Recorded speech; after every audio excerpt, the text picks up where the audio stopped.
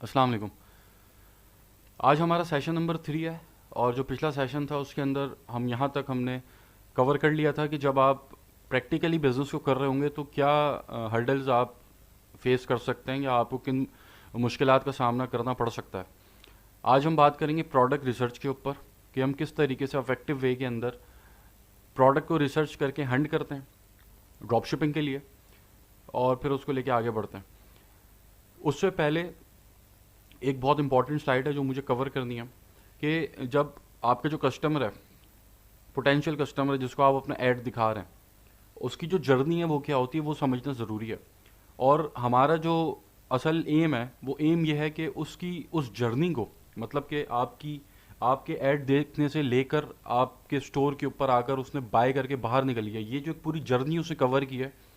हमारा main goal ये है कि उस जर्नी को हमने आसान बनाना है और अफेक्टिव बनाना है, एंगेज करना है उसको अपनी कैंपेन के अंदर। हमारा मकसद सिर्फ ये नहीं है कि हमने एक प्रोडक्ट उठाई उसका ऐड बना के जो फेसबुक यूज़र है उसके सामने हमने ऐड रख दिया, ये हमारा मकसद नहीं। हमारा मकसद ये है कि उसको ऐड दिखाकर घेरना है, एंगेज करना है अपनी कैंपेन के अंदर।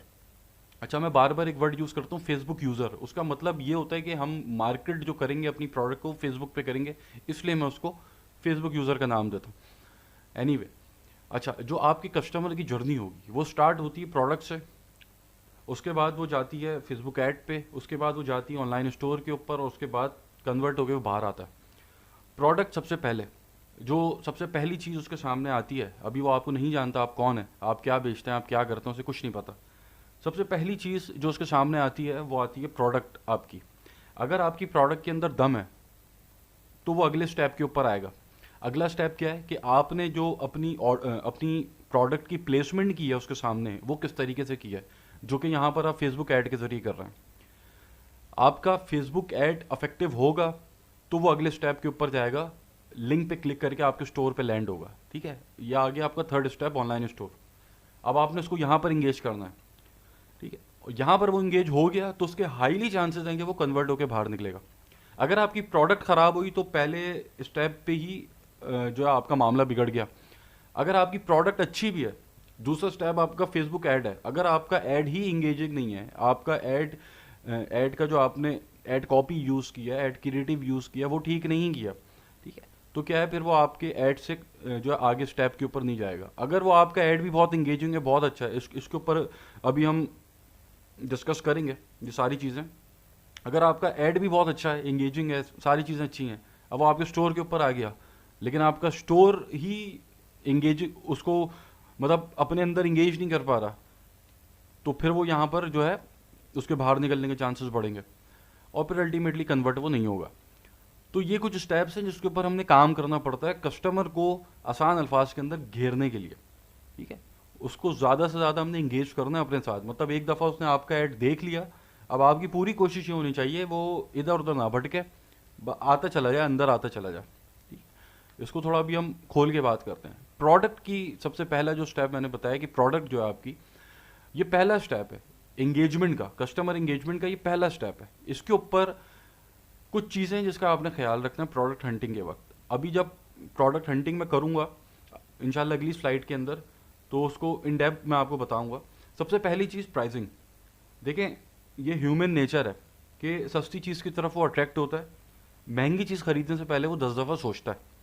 और ये जो आप बिज़नेस करने लगे हैं, ये बिज़नेस आप हाई टिकट आइटम्स का नहीं कर रहे, क्योंकि अगर आप हाई टिकट आइटम का बिज़नेस करेंगे तो हाई टिकट आइटम की प्रोडक्ट बेचने के लिए कस्टमर सोचेगा।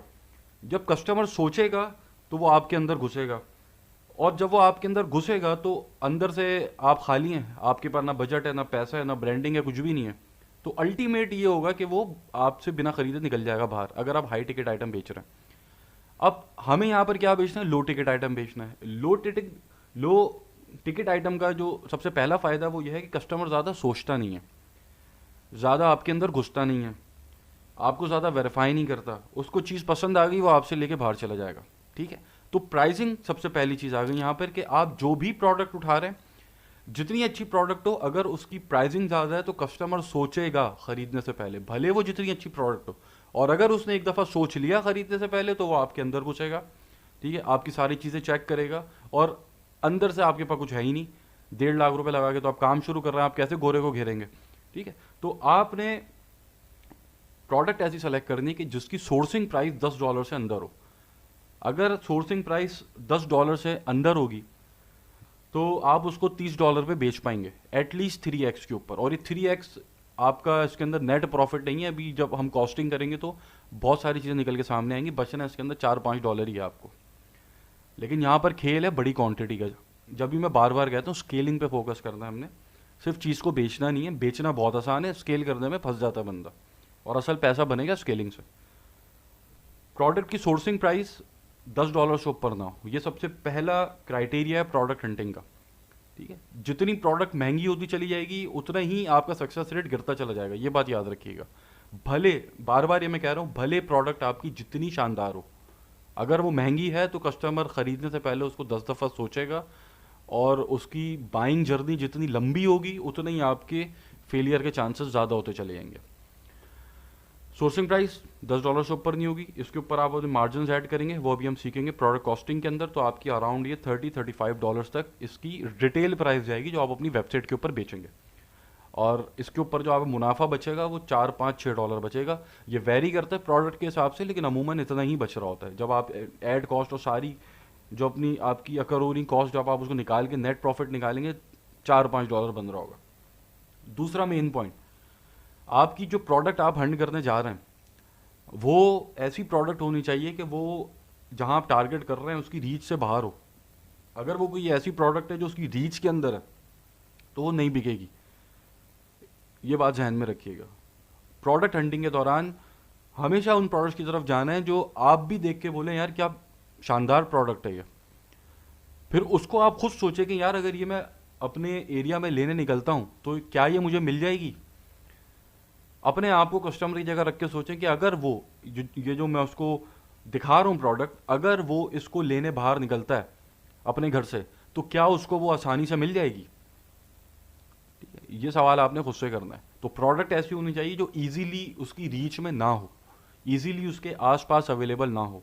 इसकी एग्जाम्पल ऐसा ना हो कि आप टूथब्रश बेचना शुरू कर दें, ठीक है, वो भी यूज का आइटम इंसान डेली इस्तेमाल करता है, लेकिन वो अपने घर से बाहर निकलेगा, सामने कोई उसको मार्ट मिलेगा, वहाँ से वो खरीद लेगा, वो आपसे क्यों लेगा फिर। ठीक है, आई होप ये समझ गए होंगे आप। अच्छा, मैं अभी इसी कोर्स के अंदर कुछ बैच 4 के सेशंस भी डाल दूंगा, उसके अंदर बहुत ज्ञान है, बहुत नॉलेज है, उसको भी साथ इसके रखिएगा। बल्कि मैं खुद से, जैसे ये सेशन है, इसके बाद अगर मुझे लगता है कि बैच 4 का ये सेशन होना चाहिए, उसको मैं ऐड करूँगा ताकि वो फिर एक रिदम के अंदर आप लोग चलते रहेंगे, कन्फ्यूजन नहीं होगी। एनीवे, सेकंड पॉइंट है कि आपकी प्रोडक्ट जो है इजीली अवेलेबल ना हो। तीसरी और सबसे मेन पॉइंट कि आपकी प्रोडक्ट देखने के बाद उसके दिल के अंदर एक ख्याल आना चाहिए कि यार क्या शानदार प्रोडक्ट है। एवरेज प्रोडक्ट ना हो, ठीक है। सारी मेहनत आपकी प्रोडक्ट हंटिंग पे ही लगनी है, बाकी तो आगे काम कुछ है ही नहीं करने का।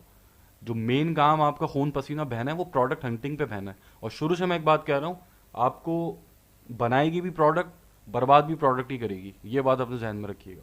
आपकी प्रोडक्ट के अंदर वाव फैक्टर होना चाहिए। कोई ऐसी चीज़ आपकी प्रोडक्ट के अंदर यूनिक चीज़ होनी चाहिए कि जिसको देखकर आप खुद अगर अपने कस्टमर की जगह खुद को रखें तो आपका दिल ललचाए कि यार मैं इसको ख़रीद लेता हूँ। ऐसी प्रोडक्ट होना चाहिए। तो ये 3 मेजर पॉइंट्स हैं जो आपने प्रोडक्ट हंटिंग के दौरान अपने जहन के अंदर रखने हैं, उसके बाद प्रोडक्ट हंट करनी है, ठीक है। और जब आप लोग प्रोडक्ट हंट करें और जब मुझे आगे वेरीफाई कराएं मुझसे, तो इस क्राइटेरिया के ऊपर उतर रही होगी प्रोडक्ट तो ही फिर मैं उसको देखूंगा, वरना मैं नहीं देखूंगा। तो ये 3 मेन चीज़ें जो आपने कंसिडर करनी है प्रोडक्ट हंटिंग के दौरान। उसके बाद अब आप आ जाते हैं फेसबुक एड्स के ऊपर। देखिए, फेसबुक एड्स के अंदर जो चीज़ आपके कस्टमर को नज़र आ रही है वो 3 चीज़ें नज़र आ रही हैं। सबसे पहली चीज़ तो ऐड क्रिएटिव आपको नज़र आ रहा है उसको, कि जो आप उसको चीज़ दिखा रहे हैं वो किस तरह दिखा रहे हैं। क्या आप पिक्चर की फॉर्म के अंदर दिखा रहे हैं, क्या आप वीडियो की फॉर्म के अंदर दिखा रहे हैं, आपकी वीडियो की क्वालिटी कैसी है। आपकी वीडियो को देखकर आपकी प्रोडक्ट के बारे में उसको कोई कन्फ्यूजन तो नहीं हो रही। ऐसा तो नहीं कि वो आपकी वीडियो देख रहा है, उसको समझ भी नहीं आ रही है क्या।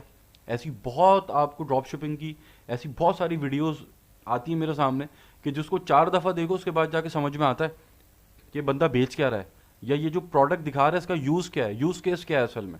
तो आपका जो क्रिएटिव है वो आई कैचिंग होना चाहिए। देखने जब वो आपका कस्टमर उसको देखे तो उसको पसंद आए।